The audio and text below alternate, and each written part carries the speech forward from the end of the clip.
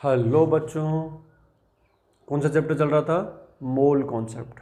Mole concept में मोल मोल analysis, then limiting reagent, और अब हम स्टार्ट करने वाले हैं पीओएसी। देखो, एक कॉन्सेप्ट बहुत ही आसान है, लेकिन बच्चे इससे भी थोड़ा डरते हैं। रीज़न है, ज़्यादा यूज़ नहीं होता हर जगह, लेकिन जहाँ यूज़ होता है वहाँ फिर क्वेश्चन इसी से बनता है, और ये क्वेश्चंस को थोड़ा आसान भी बनाता है, शॉर्टकट भी करता है कई जगह पे। देखो, क्वेश्चन टू क्वेश्चन वेरी करता है। किसी क्वेश्चन के लिए कौन सा कॉन्सेप्ट आसान होता है, किसी के लिए कोई दूसरा आसान होता है। तो ये भी बहुत बढ़िया कॉन्सेप्ट है, ध्यान से इसको समझने की कोशिश करनी है।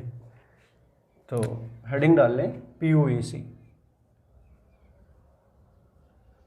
POAC, principle of atom conservation. Principle of atom conservation word से ध्यान रखो कि रिएक्शन में एटम खत्म होते हैं क्या? कोई रिएक्शन, हमने कोई रिएक्टेंट डाले तो एटम ही खत्म हो जाएंगे क्या? नहीं, एटम्स का रीमिक्सिंग होगा, रीअरेंजमेंट होगा, दैट्स ऑल। जैसे हाइड्रोजन और ऑक्सीजन, तो पहले दो हाइड्रोजन एक जगह थे, दो ऑक्सीजन एक जगह थे। जब रिएक्शन होगी तो हाइड्रोजन और ऑक्सीजन एक साथ आ जाएंगे। तो एटम्स का रीअरेंजमेंट हो रहा है, रीशेड्यूलिंग हो रही है कि एक बेंच पे एक जैसे दो स्टूडेंट बैठे हुए थे, दूसरे पे दो अलग बैठे हुए थे, थोड़ी देर के बाद में उनकी मिक्सिंग हो गई, तीन बैठ गए एक साथ जाके। तो ऐसा नहीं है कि स्टूडेंट ख़त्म ही हो गए या कोई नया स्टूडेंट आ गया, नहीं, जो हमने क्लास में बिठाए थे वही हैं, बट उनकी इंटरचेंजिंग हुई है। तो इसी तरह केमिकल रिएक्शंस में भी होता है कि रिएक्टेंट आपने इंट्रोड्यूस किए, मान लो आपने 20 एटम्स इंट्रोड्यूस किए, तो वो 20 ही रहेंगे, चाहे रिएक्शन हो चाहे नहीं हो, चाहे कुछ भी हो। मतलब एटम्स ऑलवेज कंजर्व्ड होते हैं। जितने एटम आप इंट्रोड्यूस करोगे टोटल एटम उतने ही रहेंगे, चाहे रिएक्शन हो चाहे ना हो। ना हो तो रहेंगे ही रहेंगे, और हो गई तो भी उतने ही रहेंगे। तो इस वर्ड पे जाना है, principle of atom conservation. It means atoms always conserved होते हैं। किस पे बेस्ड है ये? मास कंजर्वेशन पे बेस्ड है कि आपने 10 ग्राम और 2 ग्राम किसी रिएक्शन में ऐड किया तो रिएक्शन हो चाहे नहीं हो 12 ग्राम ही होगा। दोबारा सोचो, किसी कंटेनर में आपने दो रिएक्टेंट ऐड कर दिया, 10 ग्राम 2 ग्राम, अब उसमें रिएक्शन चल रही है और पता नहीं क्या क्या हो रहा है, होने दो, वेट तो 12 ग्राम ही रहेगा ना उसमें।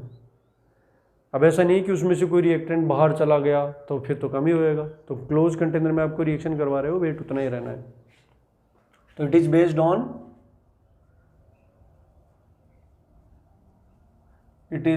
On law of mass conservation. Law of mass conservation. चलो, इस लॉ का मतलब क्या है? Total atoms, total number of atoms बोल दो या फिर मोल्स ऑफ एटम्स बोल दो, एक ही बात है बेटा।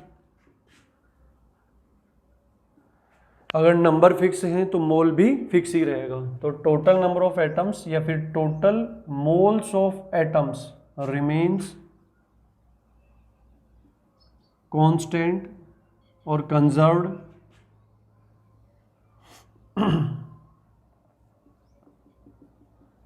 फिक्स्ड इन अ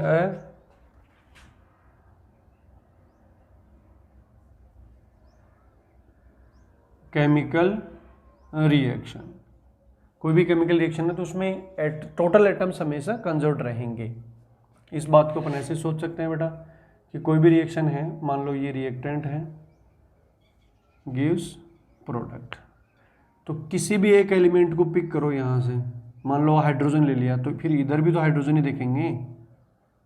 तो किसी भी एक एलिमेंट के मान लो आपने 10 एटम्स डाले तो वो हमेशा 10 ही रहेंगे। इस चीज़ को मैथमेटिकली कैसे लिखेंगे? ऐसे लिखेंगे,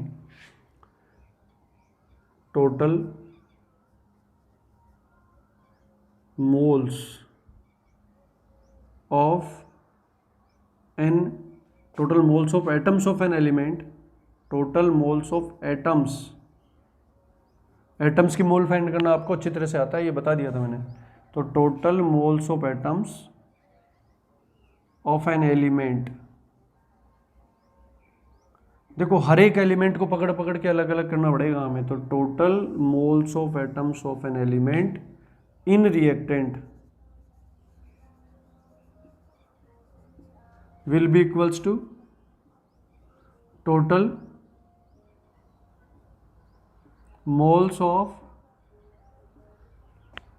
atoms of that element, atoms of that element in which side, product side. ये लो, ये सिंपल सा, कोई डिवाइड मत समझ लेना इसको। ये एक इक्वेशन है जो बहुत रटने की जरूरत नहीं है, बहुत सिंपल से लॉजिक पे बेस्ड है कि किसी भी एलिमेंट को पकड़ो, फिर एलिमेंट के अंदर एटम्स होते हैं वो रिएक्टेंट साइड में, फिर उसी एलिमेंट के एटम्स प्रोडक्ट साइड में इक्वल कर दो, दैट्स ऑल। एग्जांपल देखो इससे बेटा, इस इक्वेशन से तो ये हर एक एलिमेंट के लिए बनेगी। देखो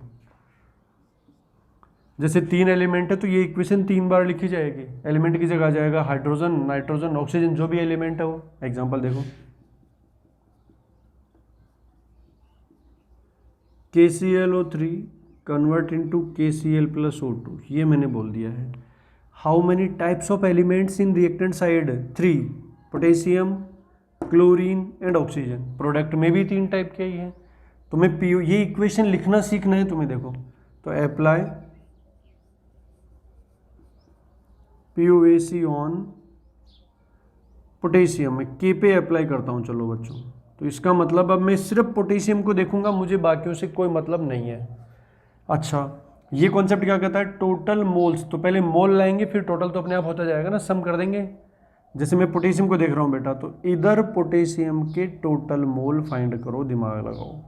फिर इधर भी पोटेशियम के टोटल मोल को लिखो और दोनों को इक्वल कर दो, दैट्स ऑल।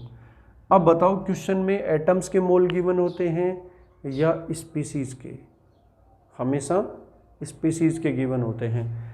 जैसे मुझे KKCl के और ऑक्सीजन के एटम नहीं गिवन होते, मुझे गिवन होते हैं KClO3 के मोल।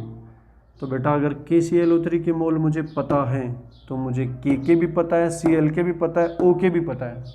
ये हम पढ़ चुके थे। देखो इसके मोल का 1 टाइम्स कर दोगे तो K के आ जाएंगे, फिर 1 टाइम्स कर दोगे तो Cl का आ जाएगा, 3 टाइम्स कर दोगे तो ऑक्सीजन का आ जाएगा। तो मुझे K के मोल चाहिए, तो मोल्स ऑफ KClO3, ये किसके मोल है? KClO3 के।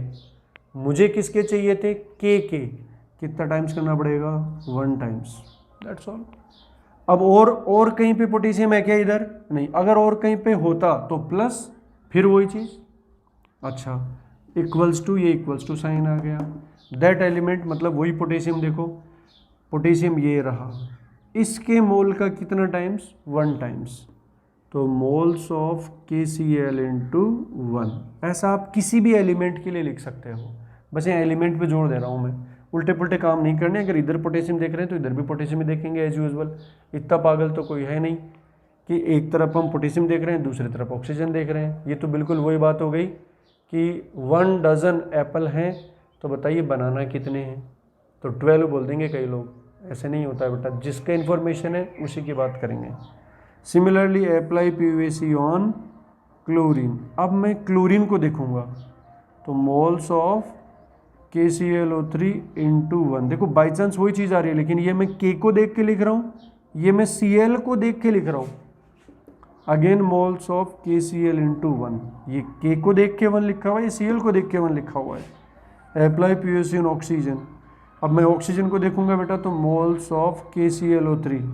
बताओ कितना टाइम्स होगा? Is it 1 times? नो, ये होगा 3 टाइम्स। अब ये जो पूरा आ गया ना, ये किसके मोल आ गए? अगर मैं इसको छुपा लेता हूँ तो KClO3 के मोल है, लेकिन इसको पूरे को एक साथ बोलूँगा तो ऑक्सीजन एटम के मोल हैं। इधर ऑक्सीजन यहाँ पे है, तो मोल्स ऑफ O2 को कितने टाइम्स करना पड़ेगा? 2 टाइम्स। ये पूरे किसके मोल हैं? ऑक्सीजन एटम्स के मोल हैं। ये भी ऑक्सीजन एटम्स के मोल हैं और दोनों बराबर होने चाहिए। बस इस तरह से हम POAC अप्लाई करते हैं यार। कोई भी रिएक्शन आ जाए, मुझे बताओ इसमें बैलेंसिंग की ज़रूरत पड़ी क्या? तो सबसे बड़ा एडवांटेज इसका क्या है? Balancing is not required. जबकि मोल एनालिसिस का एक तरह से डिसएडवांटेज हो गया कि पहले बैलेंसिंग करो तब जाके अप्लाई करो। अगर बैलेंसिंग बहुत डिफिकल्ट आ गई तो आप बैलेंस ही नहीं कर पाओगे। जब बैलेंस ही नहीं कर पाओगे तो आपके लिए मोल एनालिसिस क्या हो गई? बेकार हो गई। उस तरह के केस में मैं कौन से कॉन्सेप्ट को याद करूँगा, पीओएसी की हेल्प लेंगे। करेक्ट। तो यहाँ पे आगे तुम नोट करके लिख भी सकते हो, नोट लिख कर नोट करना है बैलेंसिंग। देखो ये एक तरीके से मोल एनालिसिस ही, मैं एक्सप्लेन करता हूँ इसको कैसे है। क्या इस 2 को तुम इधर ला के डिवाइड नहीं कर सकते? देखो ये इस 2 को इधर ला के डिवाइड कर दो, इस 3 को इधर ले जाके डिवाइड कर दो, तो ये तो वही आ गया ना, mole upon stoichiometry, mole upon stoichiometry. तो बताइए what should be the stoichiometric coefficient of KClO3, जो इसके नीचे आएगा वो 2, and what should be stoichiometric coefficient of oxygen 3। मतलब पीओएसी की इक्वेशन लिखकर आप मोल एनालिसिस जैसी इक्वेशन बनाकर स्टोइकोमेट्रिक कोफिशिएंट फाइंड कर सकते हो। तो देखो KClO3 का स्टोइकोमेट्रिक कोफिशिएंट क्या होना चाहिए, इधर आ गया तो ये होना चाहिए 2, ऑक्सीजन में इधर चला गया तो ये होना चाहिए 3, अब कौन बच गया, KCl, तो ये 2 आ गया, ये होगी बैलेंस रिएक्शन। तो उल्टा हम पीओएसी से तो रिएक्शंस को बैलेंस कर सकते हैं, इक्वेशन लगाओ कोफिशिएंट मिल जाएंगे, बैलेंस कर दो। तो balancing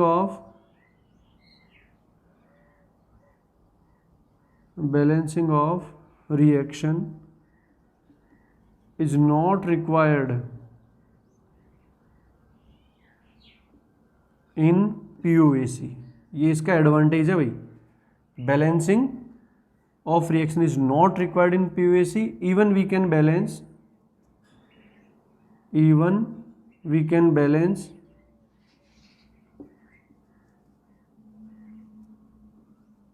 a reaction using POAC. उल्टा पीओएसी से तो हम बैलेंस और कर सकते हैं, तो ये इसका एडवांटेज हो गया। चलो 1-2 रिएक्शंस और लिख लो तुम लोग। पीओएसी इक्वेशन लिखना आना चाहिए बच्चों, इक्वेशंस कैसे लिखी जाती है, बस वो इक्वेशन लिखना आ गया, हो गया काम। इक्वेशन लिखने का मतलब फॉर्मूला जनरेट हो गया, वैल्यू पुट करें, सॉल्व करें। एक और एग्जांपल देख लेते हैं। देखो P4 की O2 के साथ रिएक्शन हो और ये बन रहा है मान लो P4O6 प्लस P2O5, मान लो ये 2 हमें इस तरीके की रिएक्शन दे रखी है। तो बताओ इसमें कितनी पीओएसी इक्वेशंस बना सकते हैं, हर एक एलिमेंट के लिए बनती है। तो एक P के लिए बन जाएगी, दूसरा एलिमेंट ऑक्सीजन है, इधर भी P एंड O ही है। तो अप्लाई पीओएसी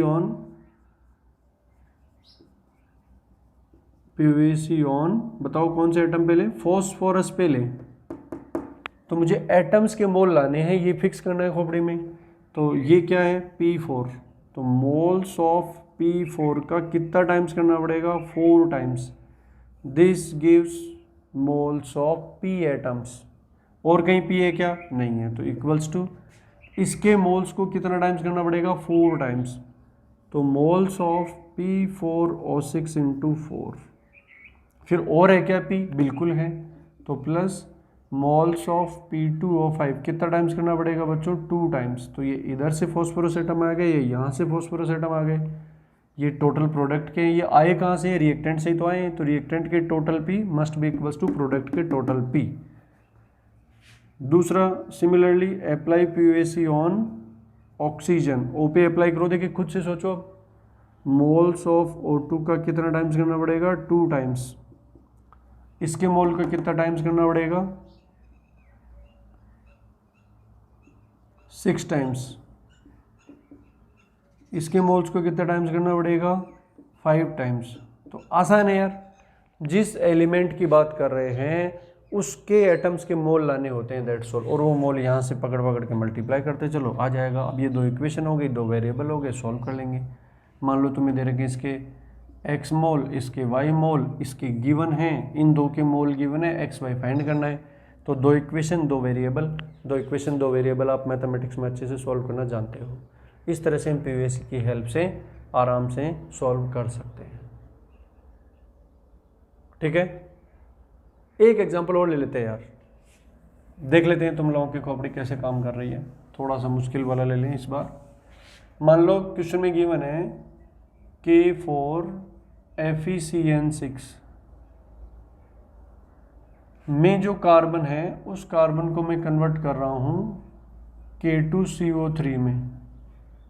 क्वेश्चन में क्या आ गया, carbon is converted into K2CO3। फिर से देखिए, carbon present in K4FeCN6 is converted into K2CO3 using various reagents। अब इस पे कार्बन पे पीयूसी अप्लाई करनी है तो कैसी इक्वेशन बनेगी? और मान लो बेटा ये x मोल है, ये पूरा कितना मोल है? x मोल, और ये पूरा कितना मोल है? y मोल। अब इस पे तुम पीयूसी इक्वेशन लगाओ कार्बन पे,